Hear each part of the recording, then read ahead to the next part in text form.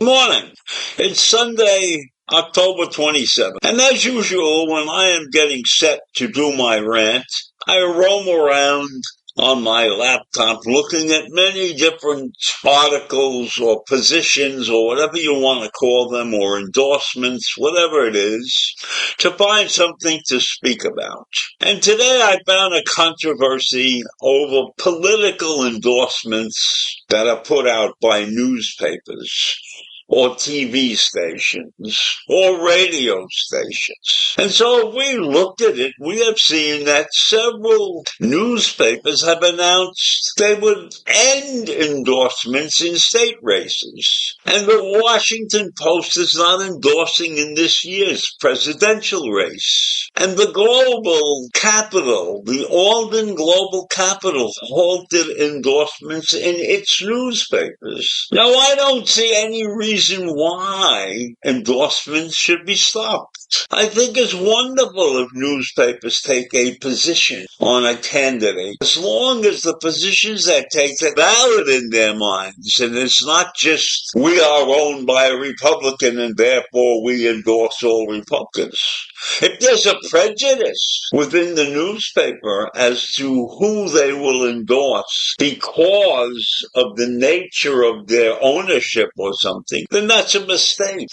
I believe that endorsing by a newspaper or any publication or any radio station or any TV station should be something that has been thought out and debated and is giving the audience the correct interpretation of that person's capability. One reason that America has become so divided and more distrustful of the media is that their endorsements don't really matter. But maybe the opposite is true. In a nation with increasing and flourishing sources of misinformation, we need trusted voices out there. We need trusted voices in the newspapers, on the radio, in TV stations. And that's what I really think we need in this country. Educated people who come to the table with concrete reasons why they endorse X, Y, or Z. Not because they themselves are politically motivated to the Republican Party or the Democratic Party, but they have a responsibility to the public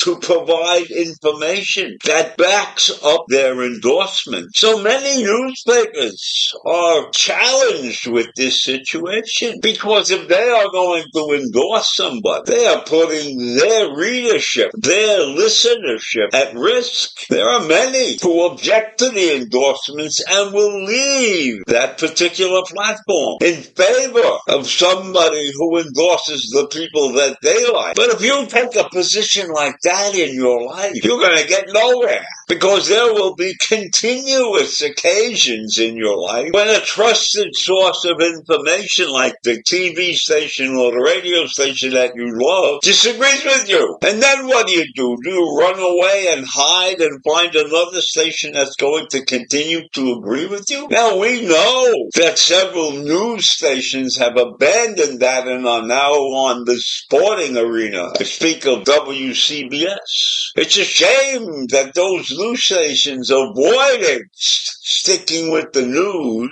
and are now sports programs. And I find that the only news I get really is WOR, which is entrenched in the Republican arena, and then I got WINS now, which seems to be more liberal than WOR, but they are not strictly left-wing or centrist. They seem to offer honest opinion. And so that's what we need out there, honest opinions. And when somebody endorses a presidential candidate or a state senator or whatever it is, they should put down 3 or 4 concrete reasons why their endorsement has been put out. If you just put out an endorsement, then I think it's not quite as potent as some real concrete reasons as to why you are choosing this person over other candidates in the same race. So endorsing is something that is critical to this nation, because many in this nation are single-minded. They read one paper, they listen to one station, they like one sportscaster or one newscaster, and whatever those people say or do, that is where these people stand. And that is a mistake. In order to do justice and get this country straightened out, the majority of the people have to do research, have to pay attention to more than one source of information. And then maybe we will recover some of our greatness. Right now, we are mired in an